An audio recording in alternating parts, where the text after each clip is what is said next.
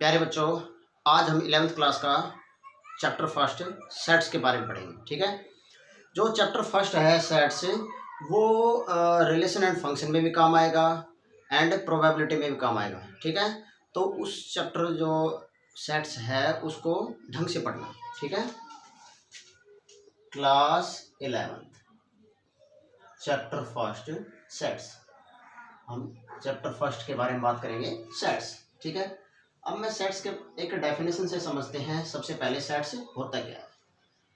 A well defined collection of object, ठीक है, called sets.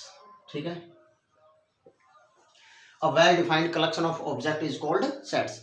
अच्छा, ये तो हमने डेफिनेशन लिख दी इसकी। ठीक है, अब हम इसको कोई एग्जांपल हमारे पास गिवन होगा, वो कैसे एनालाइज करेंगे हम कि ये एग्जांपल सेट्स है या नहीं है। ठीक है, तो मैं यहाँ पे नोट करके एक बात लिख रहा हूँ, उसको ध्यान से देखना कि ओपिनियन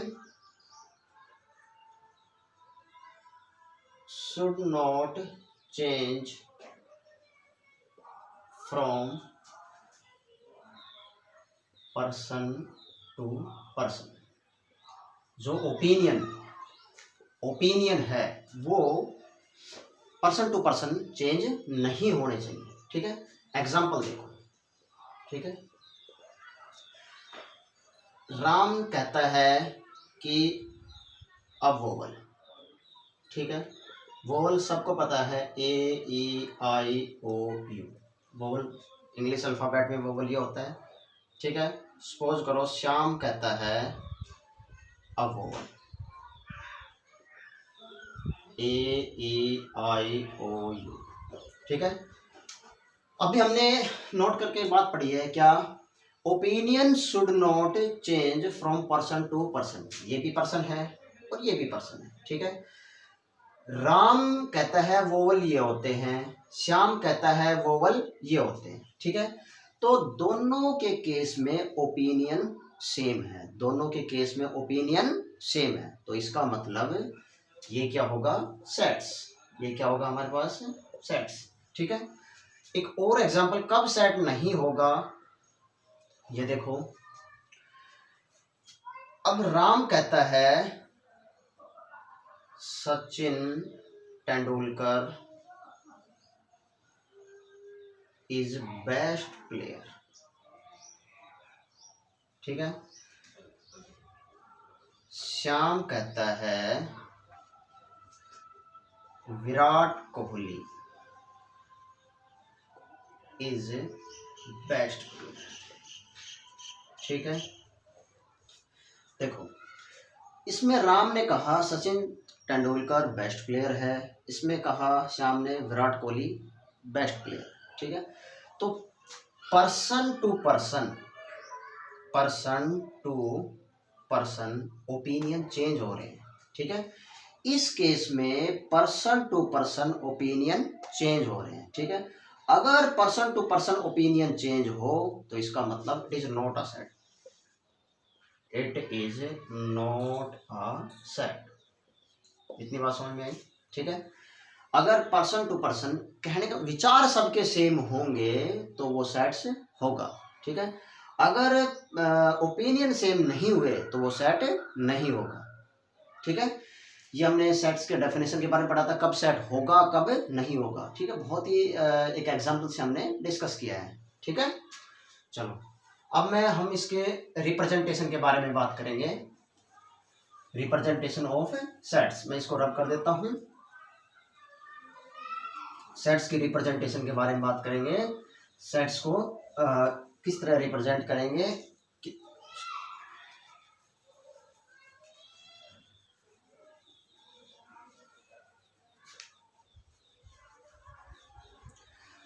नेक्स्ट पढ़ रहे हैं हम representation of sets.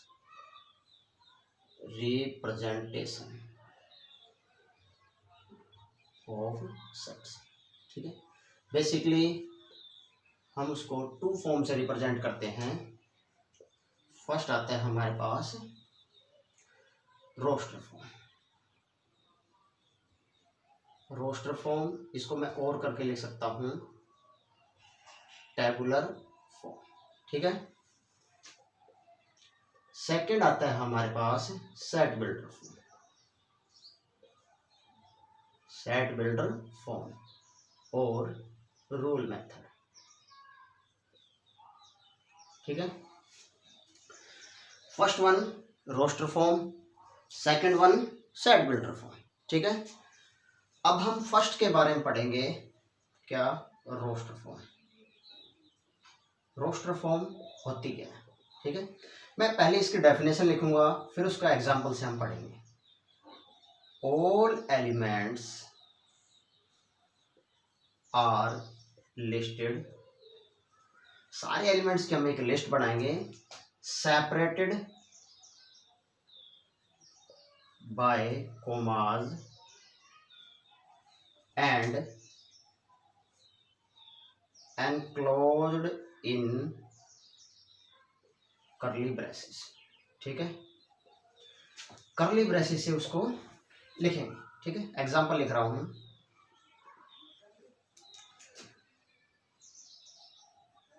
Even number less than 7, 7 से छोटे इवन, ठीक है। सपोज करो मेरे पास ये सेट ए गिवन है, तो मैं इसके रोस्टर फॉर्म क्या लिखूंगा,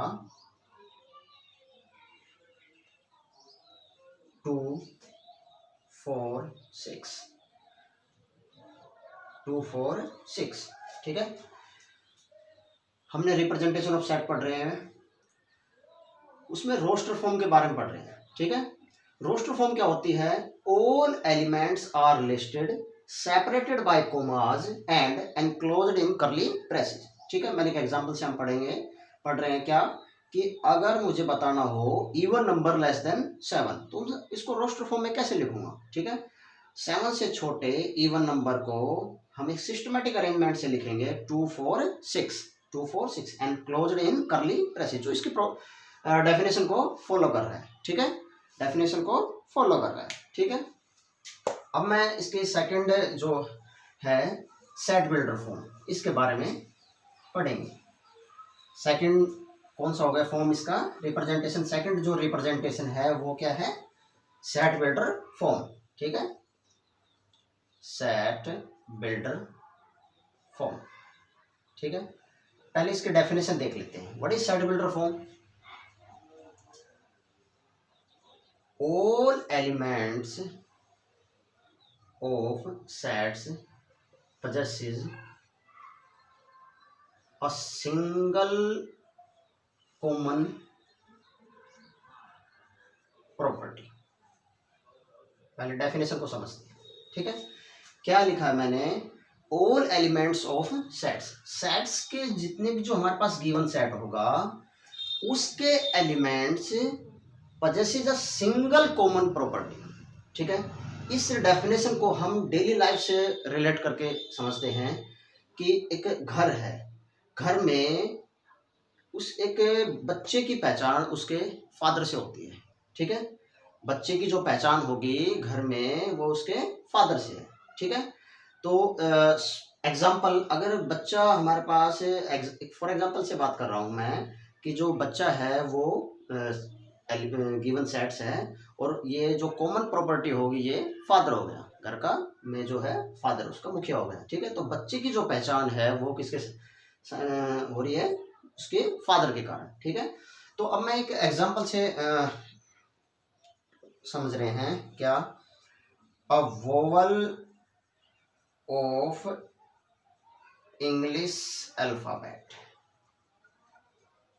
ठीक है। मेरे पास सेट दे रखा है, सपोज करो वोवल है, वोवल की जो पहचान होगी वो किस में होती है, इंग्लिश अल्फाबेट्स, ठीक है। वोवल की जो पहचान होगी वो इंग्लिश अल्फाबेट्स, ठीक है। अब मैं इसको एक मैथमेटिकली फॉर्मेट से समझ रहे हैं क्या, कि जो सेट बिल्डर का जो फॉर्मेट है, सेट बिल्डर फॉर्म का जो फॉर्मेट है वो होगा has property P of x, ठीक है।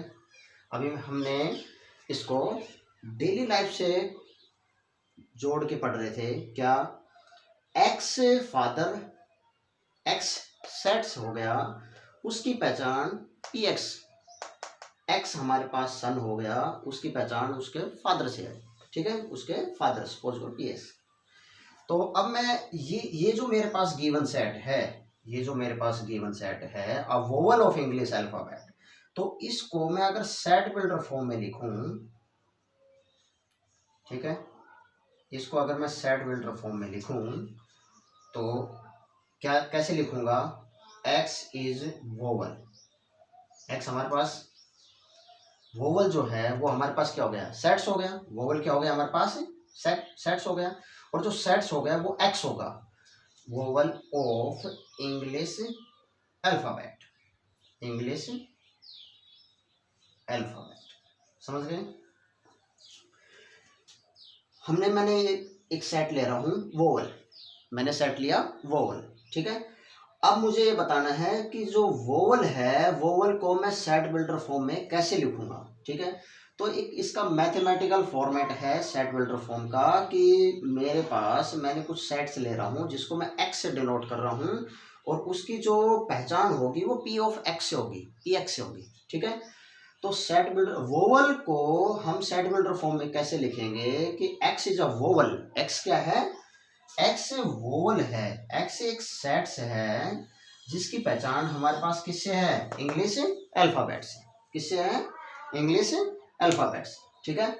सबसे पहले हमने इसमें क्या पढ़ा, व्हाट इज सेट, कैसे पढ़ा उसका हमने एक नोट करके एक बात पढ़ी थी, कब सेट होगा कब सेट नहीं होगा, इस चीज़ के बारे में हमने पढ़ा है, ठीक है। फिर उसके हमने रिप्रेजेंटेशन ऑफ सेट के बारे में पढ़ा है कि सेट्स को किस किस तरीके से हम इसको रिप्रेजेंट करते हैं, ठीक है। अब हम एक दो कुछ एग्जाम्पल पढ़ेंगे, हम एग्जाम्पल पढ़ लेते हैं, फिर हम इसकी एक्सरसाइज के बारे में बात करेंगे, ठीक है।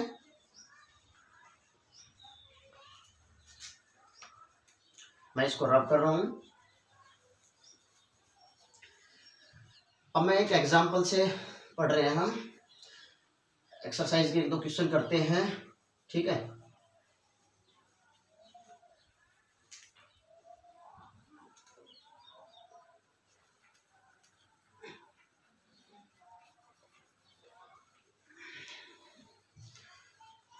ठीक है, अब देखते हैं हम, एक क्वेश्चन है हमारे पास, कोई सपोज करो सेट ए दे रखा है 1 4 9 16 25, इसको रिप्रेजेंट करो किसमें, सेट बिल्डर फॉर्म में, किसको रिप्रेजेंट करो, सेट बिल्डर फॉर्म, ठीक है। तो सेट बिल्डर फॉर्म का फॉर्मेट क्या होगा, सेट बिल्डर फॉर्म, ठीक है, वही same as it is x colon x is equal to n square, x is equal to n square, x को मैं क्या लिख सकता हूं, x is equal to n square, क्योंकि जो एन के जो भी मैं लिखूंगा वो सेट्स होगा, क्या होगा वो sets, and n belongs to natural number, देख लो, अगर n is equal to 1, n is equal to 1, ये नेचुरल नंबर को बिलोंग कर रहा है, तो इसका मतलब मैं 1 का स्क्वायर करूंगा तो 1 आएगा जो सेट को बिलोंग करेगा, ठीक है। n इज इक्वल टू मैं 2 बिलोंग्स टू नेचुरल नंबर है, तो इसका 2 का स्क्वायर करूंगा तो 4, ये किसको डिनोट करेगा, ये गिवन सेट को फॉलो कर रहा है, गिवन सेट को, ठीक है। ये भी किसको फॉलो कर रहा है, गिवन सेट, ठीक है, ठीक है बेटा। अच्छा, अब जो हमने ये सेट बिल्डर का ये एग्जांपल पढ़ा है, ठीक है। अब जो हमने इसमें इस वीडियो में हमने क्या बात पढ़ी है, व्हाट इज सेट, सेट एक बहुत ही इंपॉर्टेंट चैप्टर है, क्यों, क्योंकि ये सेट्स जो चैप्टर है ये हमारे पास रिलेशन एंड फंक्शन जो इससे नेक्स्ट चैप्टर है उसमें भी काम आता है, कार्टेशियन प्रोडक्ट, अभी जो 12th क्लास में भी रिलेशन एंड फंक्शन है उसमें भी सेट्स के बारे में हम सेट्स आता है, ठीक है। और सबसे ज़्यादा इम्पोर्टेंट रोल तो इसका प्रोबेबिलिटी में होता है, ठीक है। इसके जब हम अलजेब्रा ऑफ इवेंट्स में पढ़ते हैं उसमें सारे सेट से रिलेटेड आते हैं, यूनियन इंटरसेक्शन वगैरह ये सब उसमें आते हैं, ठीक है। तो इस वीडियो में मैं इसको मैं यहीं समाप्त कर रहा हूँ, नेक्स्ट वीडियो में हम एक्सरसाइज के बारे में बात करेंगे, ठीक है, क्योंकि हमारे पास थोड़ा समय नहीं हो पाता इसलिए वीडियो अपलोड करने में थोड़ा सा देरी हो जाती है, ठीक है। तो अब नेक्स्ट वीडियो हम टाइम से ही अपलोड करेंगे, ठीक है। थैंक यू बेटा।